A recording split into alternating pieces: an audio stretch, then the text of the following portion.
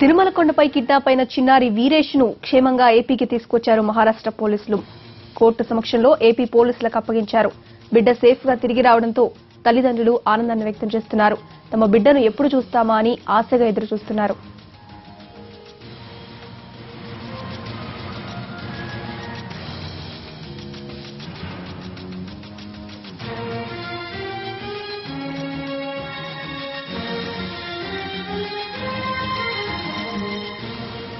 తిరుమల కొండపై కిడ్నాప్ అయిన చిన్నారి వీరేష్ ను క్షేమంగా ఏపీకి తీసుకొచ్చారు మహారాష్ట్ర పోలీసులు.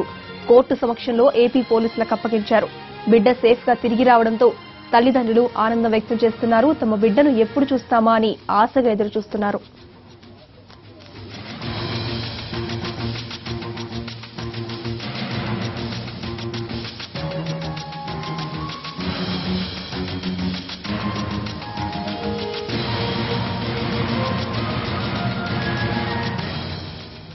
వీరేష్ కిడ్నాప్ కి సంబంధించిన మరిన్ని డీటెయిల్స్ మా ప్రతినిధి కార్తీక్ అందిస్తారు. కార్తీక్, వీరేష్ అయితే తిరిగి వచ్చారు, తల్లిదండ్రులు ఏ విధంగా స్పందిస్తున్నారు, ఇంకా ఆ దొంగకి సంబంధించిన డీటెయిల్స్ ఏమైనా తెలిసాయా?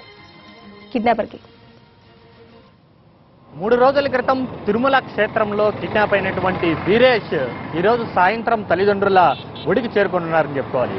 ఎందుకంటే తిరుమల ఆధ్యాత్మిక క్షేత్రంలో ఇటు నవ్యశ్రీ కావచ్చు, దాని తర్వాత చెన్నకేశవులు కావచ్చు, తాజాగా వీరేష్ కావచ్చు, వరుసగా కిడ్నాపర్లు చిన్నపిల్లలను అపహరిస్తున్నారని చెప్పుకోవాలి. అయితే ఈ నేపథ్యంలోనే 3 రోజుల క్రితం వీరేష్ ను కిడ్నాప్ చేయడం జరిగింది. మహారాష్ట్ర లాతూర్కు చెందినటువంటి జాదేవ్తో పాటు ఆశా కుటుంబ సభ్యులకు సంబంధించి ఎవరైతే చిన్నారుడు ఉన్నాడో బాలుడు, ఆ బాలుడిని ఆ రోజు తెల్లవారుజామున 7:30 గంటల ప్రాంతంలో కిడ్నాప్ చేయడం జరిగింది. అటు తర్వాత నేరుగా రేణిగుంట రైల్వే స్టేషన్కి వచ్చి అక్కడి నుంచి నేరుగా అక్కడ టికెట్ కొనుక్కొని మహారాష్ట్ర నాందేడ్ వరకు టికెట్ కొనుగోలు చేసినట్టుగా కూడా తెలుస్తుంది. అయితే కిడ్నాపర్కి సంబంధించి పూర్తి వివరాలను కూడా అర్బన్ పోలీసులు ఇప్పటికే పూర్తి స్థాయిలో విడుదల చేసినప్పటికీ ముఖ్యంగా తెలంగాణ రాష్ట్రం నిజామాబాద్కు చెందినటువంటి ఈ విశ్వంబర్ ఎందుకు పిల్లాడిని కిడ్నాప్ చేశారనేది మాత్రం ఇప్పటి వరకు కూడా పూర్తి స్థాయిలో అప్డేట్స్ అనేది తెలియట్లేదు. అయితే అతను కేవలము ఇంకా పెళ్లి కాలేదు, కేవలం ఒక తోడు కోసం మాత్రమే ఆ చిన్న పిల్లాడిని పెంచుకునేందుకు తీసుకెళ్లినట్టుగా మాత్రము ప్రాథమికంగా మనకు తెలుస్తుంది. అయితే కొద్దిసేపటి క్రితమే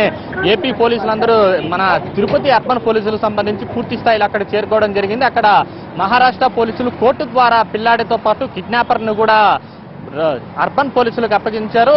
వీరు అక్కడి నుంచి మహారాష్ట్ర నాందేడ్ నుంచి బై వే ఫ్లైట్ లో కానీ ఇటు చెన్నై నుంచి తిరుపతికి చేరుకునే అవకాశం ఉన్నట్టుగా కూడా తెలుస్తుంది. మరోవైపు ఒకవేళ ఫ్లైట్ చెన్నైకి లేకుండా ఉంటే హైదరాబాద్ నుంచి నేరుగా తిరుపతికి తీసుకొచ్చే అవకాశం ఉంది. ఈ రోజు సాయంత్రం 4 గంటల ప్రాంతంలో ప్రెస్ మీట్ ను ఏర్పాటు చేసి ఏదైతే చాలా 3 రోజుల పాటు చిన్నారి కోసం నిరీక్షిస్తున్నటువంటి వారి తల్లిదండ్రులకు అప్పగించే అవకాశం ఉంది. అయితే పూర్తి స్థాయిలో కిడ్నాప్ కు సంబంధించి పూర్తి స్థాయిలో తిరుపతి అర్బన్ పోలీసులు పక్కా ప్రణాళికలతో వివరించడం కారణంగానే ఆ చిన్నారి కనిపెట్టడం కూడా చాలా సులువుగా అయిందని చెప్పుకోవచ్చు. ముఖ్యంగా సామాజిక మాధ్యమాలతో పాటు ఎన్టీవీ కూడా నిరంతరం బాలుడి యొక్క చిత్రాంతో పాటు ఏదైతే కిడ్నాపర్కి సంబంధించినటువంటి ఫోటోను ప్రత్యక్ష ప్రసారం ద్వారా అందిస్తూనే ఉంది. దీని ద్వారా కూడా పూర్తి స్థాయిలో ఈజీగా చాలా సులువుగా పట్టుకోవడం జరిగిందని కూడా పోలీసులు కూడా అభిప్రాయపడుతున్నారు. అయితే కిడ్నాపర్కి సంబంధించి ఎందువల్ల చేశాడనేది మాత్రము ఇప్పటికీ పూర్తి స్థాయిలో బయటకు రాలేదు. అయితే నెలకొకసారి అతను తిరుమలకు వచ్చి ఇటువంటి చిన్న దొంగతనాలు చేసేవాడిగా కూడా పోలీసులు అభిప్రాయపడుతున్నారు. ముగ్గురు పెద్దవాళ్ళలో ఇతను చిన్నవాడిగా కూడా విశ్వంబర్ నేను చెప్తున్నారు. అయితే విశ్వంబర్ ఏదైతే కేవలం తిరుమలలో 3 రోజుల క్రితం ఒక తమిళనాడుకు చెందినటువంటి ఒక ఫోన్ వ్యక్తిది దొంగలించడం జరిగింది. ఆ ఫోన్ దొంగలించి నేరుగా ఆ పిల్లాడితో పాటు తీసుకెళ్లడం జరిగింది. అయితే ఈ నేపథ్యంలోనే ఆ ఫోన్ కు రెగ్యులర్ గా ఇక్కడ ఉన్నటువంటి పోలీస్ అధికారులు కాల్ చేయడము, ఆ సెల్ నెంబర్ ఆధారంగానే ఇప్పుడు విశ్వంబర్ కూడా దొరికినట్టుగా కూడా మనకు తెలుస్తుంది. అయితే మరి కాసేపట్లోనే ఏపీ పోలీసులకు చిన్నారిని కిడ్నాపర్ని అప్పగించడంతో నేరుగా విమానాశ్రయం ద్వారా ఇటు చెన్నైకి కానీ ఇటు హైదరాబాద్కి కానీ తిరుపతికి తీసుకొచ్చి సాయంత్రము ఏదైతే 3 రోజుల పాటు నిరీక్షిస్తున్నటువంటి చిన్నారి తల్లిదండ్రులకు అప్పగించే అవకాశం ఉంది. ఇది పిల్లాడికి సంబంధించినటువంటి తాజా అప్డేట్.